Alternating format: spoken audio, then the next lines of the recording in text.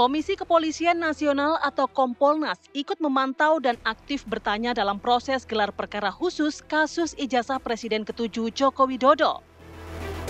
Komisioner Kompolnas Hoirul Anam bersama komisioner lainnya, Gufron, mengaku aktif bertanya dan menggali berbagai informasi selama proses berlangsung. Selain mendapatkan penjelasan dari para penyidik, Kompolnas juga mengatakan sejumlah dokumentasi proses penyelidikan juga ditampilkan dalam gelar perkara tersebut. Jalannya gelar perkara khusus ini menurut Hoirul Anam sudah berjalan baik, kredibel, transparan, dan melibatkan berbagai pihak independen. Dalam gelar perkara khusus ini, berbagai pihak dihadirkan, mulai dari pelapor, terlapor, para ahli, Universitas Gadjah Mada, hingga perwakilan DPR, Ombudsman, dan pengawas internal Polri. Namun, Jokowi tidak hadir langsung dan diwakilkan oleh kuasa hukumnya. Untuk saat ini, proses pendalaman dan pemberian keterangan dinyatakan sudah selesai. Kompolnas mendorong agar Bareskrim Polri segera menarik kesimpulan dan tidak berlama-lama mengumumkan hasil resmi kepada publik. Dari Jakarta, Prita Zeka, Indra Gali, TV One mengabarkan.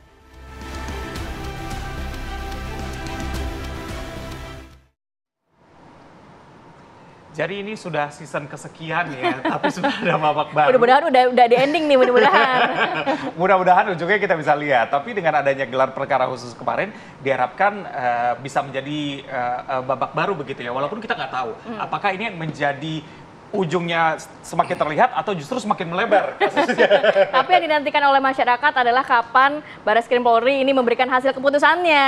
Karena kan katanya sudah lengkap, sudah komplit semua keterangan dari berbagai pihak yang hadir dalam gelar perkara khusus. Betul, kita akan berbincang bersama narasumber yang sudah hadir pagi ini. Ada Bambang Rukminto, peneliti Institute for Security and Strategic Studies dan juga pengamat kepolisian. Pak Bambang, Assalamualaikum, selamat pagi. Waalaikumsalam.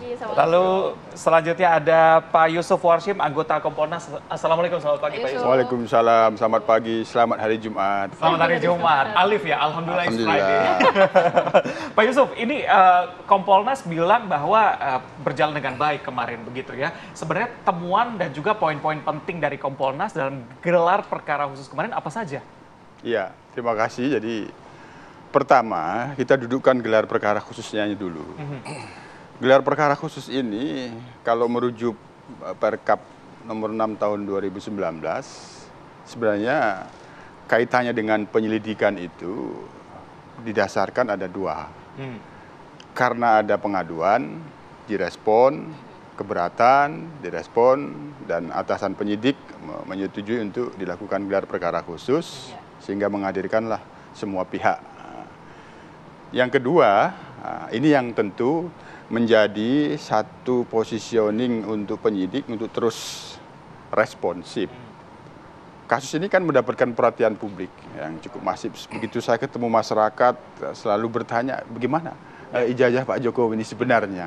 Jadi ini perhatian publik, oleh karenanya katakanlah meskipun pengadu itu masih terus tidak puas tapi hopeless, tapi kan ini masih ada masyarakat. Masyarakat masih ingin mendapatkan kejelasan. Oleh karena itu ya ini menjadi tantangan kepada penyidik. Meskipun akhirnya pun nanti gelar perkara khusus itu yang bisa kita simpulkan dari kami berdasarkan tim yang sudah hadir ya memang masih seperti yang kemarin positioningnya. Ketika dilakukan gelar perkara khusus itu kan harapannya apa yang menjadi keberatan. Nah, kebetulan posisi keberatan ini kan dari pihak pengadu. Tentu kan sebenarnya secara substansial keberatan itu kan akan memungkinkan kembali dibukanya penyelidikan. Nah, tentu bagaimana penyelidikan itu tentu ada posisi kewenangan penyidik. Nah, penyidik tentu bisa membuka kembali. Biasanya yang lazim itu kan apabila ada bukti baru. Nah, kemarin ada novum. Memang sejauh ini yang kita catat, yang kita dalami itu belum terlihat ada bukti baru. Tapi kan bukan berarti meskipun kita katakanlah penyidik hari ini akan menyampaikan hasil gelar perkara khusus itu masih seperti yang kemarin bahwa belum ditemukan unsur pidana, bukti baru belum terlihat kemarin, tapi dia kan akan tetap terbuka bahwa ini kasus mendapatkan perhatian publik. Tentu kita juga sebagai pengawas dalam hal ini tetap mendorong penyidik tetap responsif. Ya, responsif. Baik, Pak Yusuf, kemarin juga Kompolnas nampaknya aktif bertanya juga kepada berbagai pihak, terutama pihak kepolisian. Kalau dari Kompolnas sendiri, apa yang didalami? Kan dari sisi TPUA menyatakan saat Mei lalu Barreskrim Polri tidak transparan, tidak terbuka, dan lain sebagainya. Apakah juga didalami terkait SOP penyelidikan, kemudian validitas dokumen, hingga bagaimana pihak kepolisian mengecek ijazah Pak Jokowi ini? Iya, ya paling mudah kan dua hal saja, karena itu kaitannya dengan hukum pidana. Pada aspek formalnya dan pada aspek material. Pada formal itu kan biasanya apakah ini penyidikan sudah sesuai dengan prosedur atau tidak? Ada hal-hal ada hal-hal yang terabaikan. Nah, misal ini kan ada keluhan yang sudah kita catat dari kemarin digelar itu soal prosedur. Mengapa ijazah Pak Jokowi tidak dilakukan sita? Ya, tentu kita akan lihat bagaimana aturan mainnya. Kapan dilakukan penyitaan itu? Nah, kalau kita lihat di aturan mainnya kan ketika sudah masuk tahap penyidikan. Karena penyitaan itu bagian dari upaya paksa.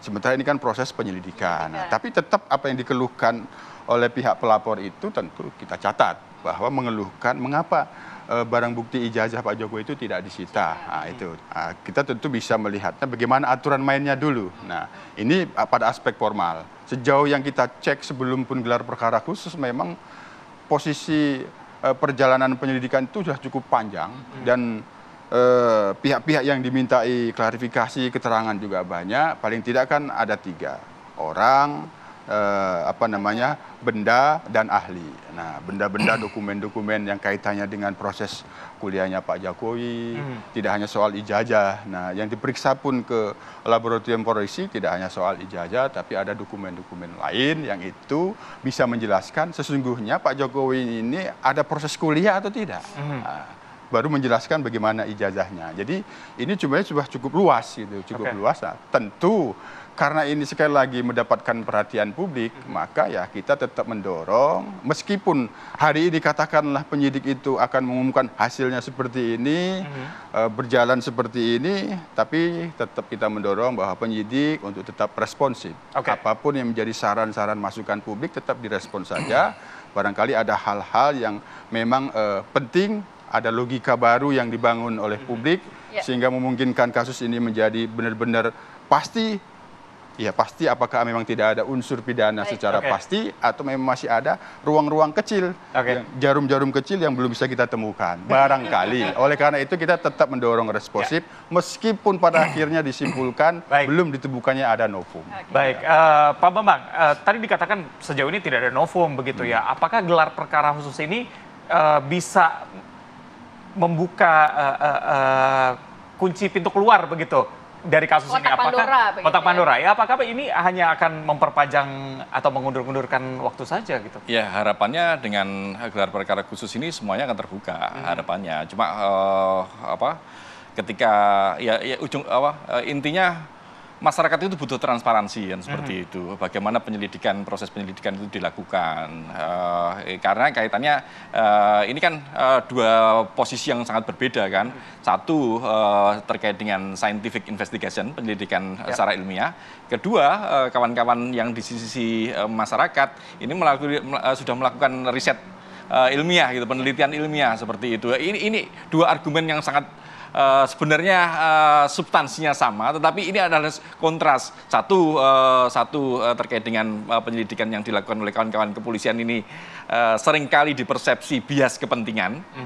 Sementara yang riset ini tentu mewakili sesuatu yang diyakini sebagai sesuatu yang berdasarkan keilmuan. Tapi apakah kali ini gelar perkara khususnya bias kepentingan? Ada Ombudsman, ada Kompolnas, ada DPR RI, ada dari UGM, dari TPU, ada juga dari Pak Jokowi. Ya, lengkap apa begitu Mas? Iya benar, makanya dengan adanya gelar perkara khusus ini, apalagi kalau ini kemudian live gitu ya, disiarkan secara langsung. Walaupun nggak mungkin terbuka begitu. Harapannya terbuka gitu kan, jadi masyarakat bisa lebih paham gitu loh. Ini ada apa sih sebenarnya seperti itu? Karena kalau ditutup-tutupi, kita ini seringkali ada sesat berpikir otoritatif gitu loh, argumentum verusundiam ya, seperti itu. Artinya bahwa seringkali sesuatu yang dari otoritas yang memegang kewenangan itu sudah benar gitu. perguruan tinggi, kepolisian ini memegang otoritas. Apa yang disampaikan selalu benar, kan tidak demikian gitu loh. Semuanya harus diuji melalui gelar perkara khusus ini, harapannya ini semua diuji gitu loh. Dengan pengujian ini, kalau kemudian sudah kuat ya segera lemparkan ke kejaksaan sehingga lebih cepat clear dan masyarakat tidak diombang-ombingkan dengan isu-isu yang kalau ini sudah hasilnya capek sama saja, menurut Anda bakal clear nggak masyarakat ini? Makanya kekuatan argumen dari masing-masing pihak ini nanti di situ yang diuji gitu loh. Karena kalau selama argumen itu masih bisa dipatahkan oleh salah satu pihak, tentu akan memunculkan pertanyaan. Tapi Anda melihat secara prosedural, secara mungkin kemarin juga masing-masing pihak dihadirkan, itu sudah cukup menurut Anda? Saya rasa sudah sangat cukup, karena mereka mewakili masing-masing kepentingan kan, seperti itu. Baik. Saya ke Pak Yusuf. Kemarin Kompolnas juga mengatakan bahwa meminta untuk Barreskrim segera mengumumkan hasil dari gelar perkara khusus. Dari pengamatan Anda, kira-kira membutuhkan waktu berapa hari gitu? Karena sepertinya masyarakat juga mengharapkan kalau bisa sih hari ini gitu, di minggu ini gitu ya Pak. Iya. Gimana? Ya itu kan sebagai apa yang kita maksud itu kan wujud transparansi dan akuntabilitas. Ketika ada keluhan, ada keberatan dari salah satu pihak atas kesimpulan yang telah disampaikan oleh Barreskrim hasil penyelidikan itu, tentu kemarin dilakukan gelar perkara khusus itu kan salah satunya merespon karena ada pengaduan. Meskipun di dalam perkapnya itu tidak harus ada pengaduan, tapi ada mendapat perhatian publik, itu bisa menjadi dasar gelar. Tentu semakin cepat semakin bagus. Tapi dalam perkap ada nggak sih diatur secara waktu atau administratif harus berapa lama setelah gelar perkara khusus dilakukan? Ya, itu tidak ada pengaturan waktu, termasuk penyelidikan itu sendiri sepanjang kasus itu belum daluarsa kan masih tetap terbuka. Ketika ada bukti baru yang itu diyakini oleh penyidik untuk dibuka kembali, itu kan tidak ada jeda batasan waktu sepanjang kasus itu tidak daluarsa. Nah, termasuk juga kaitannya dengan kapan menyampaikan hasil daripada gelar perkara khusus itu tidak ada hitungan waktu, hanya hitungan logika kita kan ini kan kaitannya dengan transparansi, akuntabilitas. Ya, itu akan lebih bagus disampaikan bahwa hasilnya seperti ini, apapun hasilnya. Kalau memang masih sama seperti yang kemarin ya tidak masalah, tapi tetap kita dorong penyidik responsif saja. Hanya menjadi catatan, ini kan kaitannya dengan LP yang ada di Polda Metro Jaya, yang itu LP-nya Pak Jokowi terkait dengan pencemaran nama baik. Memang kesimpulan yang kemarin apabila kita masih sama bahwa tidak ditemukan adanya peristiwa pidana terkait dengan pengaduan ke Barreskrim yang menuduhkan Pak Jokowi terkait dengan ijazahnya palsu, itu tentu menjadi bahwa ijazah ini akan menjadi alat bukti, menjadi barang bukti bahwa ini tidak palsu. Maka oleh karenanya laporan pengaduan yang ada di Polda Metro ini sebenarnya menjadi pintu. Tentu ada penetapan tersangka tentu pastinya, sehingga nanti di pengadilan akan bisa diungkapkan kembali. Cuma sekali lagi tentu ini harus didasarkan pada bukti-bukti yang cukup kuat untuk menentukan apakah memang ada peristiwa pidana di dalam pendidikan kemudian ditingkatkan. Nah, ini juga masih dalam pengawasan Kompolnas. Nah, Pak, yang cukup menarik adalah tadi Pak Bambang bilang yang dikhawatirkan masyarakat adanya intervensi begitu. Sejauh mana Kompolnas bisa meyakinkan bahwa tidak ada intervensi dalam kasus ini? Sejauh pemantauan kami, kita mendengar dari masyarakat dan dari tingkat elitnya, apa yang terjadi pada saat ini murni adanya pengaduan di Barreskrim dan itu direspon, dilakukan penyelidikan yang cukup panjang. Jadi kita belum melihat ada satu hal-hal yang sifatnya intervensi bahwa ini sudahlah segera diakhiri. Segera disimpulkan. Nah, ini masih kami lihat masih cukup terbuka. Tapi gimana meyakinkan publiknya bahwa tidak ada intervensi di sana? Profesionalisme, transparansi dan akuntabilitas. Kemarin dalam gelar perkara khusus itu terlihat. Karena yang hadir dari pihak eksternal itu kan tidak hanya Kompolnas. Ada Ombudsman, ada DPR RI, itu bagian dari wujud pihak eksternal yang bisa memastikan bahwa ini transparan dan akuntabel. Ini sebuah wujud. Nah, jadi kita lihat bahwa ini sangat terbuka penyidik. Oleh karena itu, keterbukaan ini tetap terus dijaga. Ketika pun masih ada keluhan-keluhan, ketidakpuasan itu tetap saja kita respon. Karena kasus ini memang menjabat perhatian publik. Oke. Pak Bambang, tadi dikatakan sebenarnya ini juga menentukan nanti bagaimana kasusnya di Polda Metro Jaya ini akan seperti apa ke depannya. Dari sisi Anda seperti apa? Tahan dulu ya, kita akan sambung lagi di segmen berikutnya. Tetap bersama kami di Apa Kabar Indonesia Pagi.